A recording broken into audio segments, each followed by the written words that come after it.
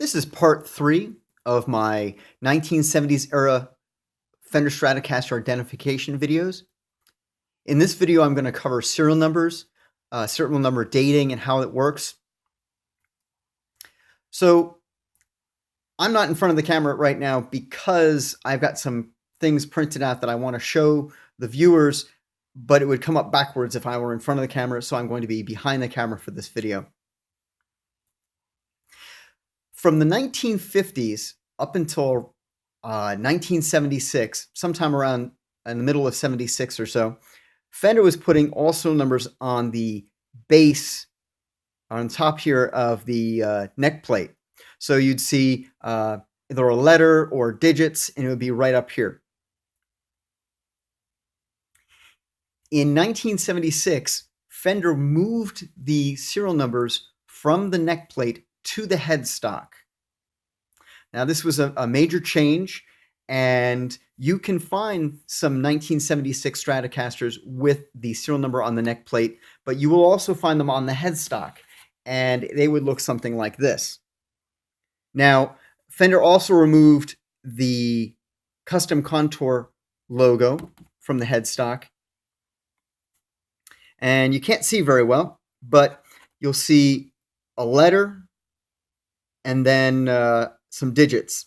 So in the letter, let me get this in such a way that it comes in clearly, you'll see that it has an S, 7, and then several 5 digits or so. What that means is this guitar, generally speaking, was made in the 1970s in 77.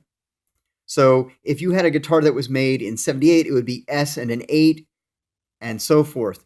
For the 80s, it would be an E and a number, and for the 90s, it would be an N and a number. For 76, you could find it would be 7, 6, and then digits, or it would be S, 6, and then digits. Now, these serial numbers are not the end-all, be-all of identification. Like anything else at Fender, everything is made in large quantities, put on a shelf somewhere, somebody grabs it, and puts it on a guitar. So, for instance, a 2003 Stratocaster might have a 2002 number on it. The only real way to find out exactly when that guitar was produced is to take apart the guitar and look inside. And throughout the years, Fender has done several different things. At the base of the neck, Fender always puts a date. In the 50s and 60s, that date would be in like pencil. In the late 60s and into the early 70s, I believe until 73, it would actually, or 74, somewhere in thereabouts, it would be a stamped date. It would be like August 68, and then it would be a neck code, a letter code A, B, C, or D. And I don't know what those neck codes mean as far as those letters. There's a website you can go to find that information out. But by 74, Fender went to a different system. So what I've done was I made what looks like the base of the neck. This is where the neck would join to the body.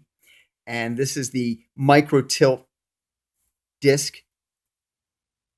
Okay, and then you've got this stamped set of numbers. Now this would be either a green or a red.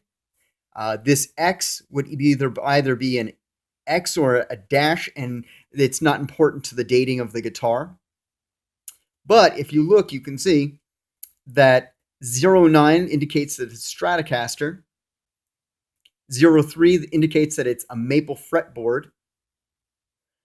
02 indicates that it's the second week of that particular year. The 6 indicates what year, so that's a 76. And the 3 indicates what day of the week, which is Wednesday. Now, keep in mind that the last 4 digits, I just put in numbers to indicate that's not an actual manufacturer-coded number.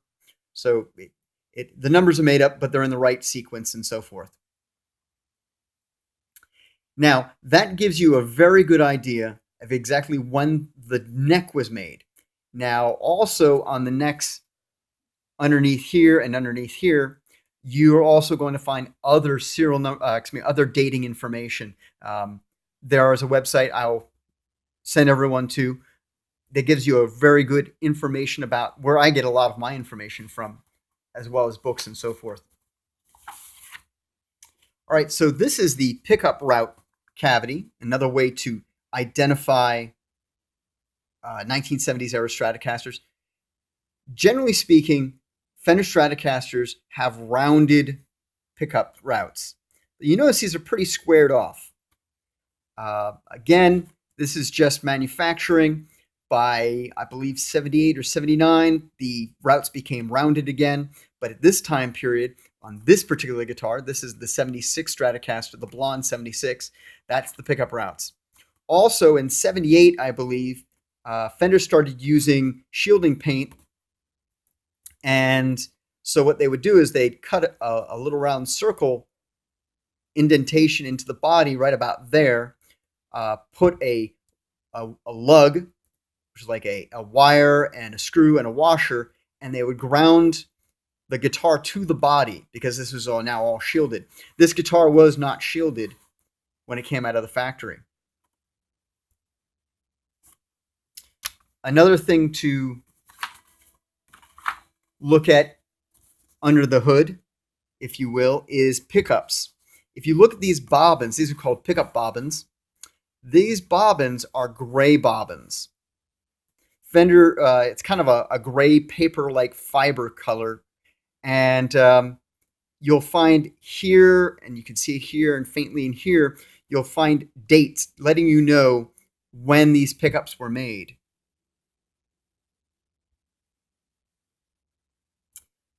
Also, the shielding by the late 70s was kind of weak.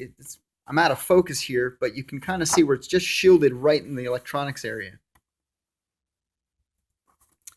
Well, that's all I'm going to go over on serial numbers right now. Going on to part 4, I'm going to close up, give my final thoughts, and kind of recap what we talked about.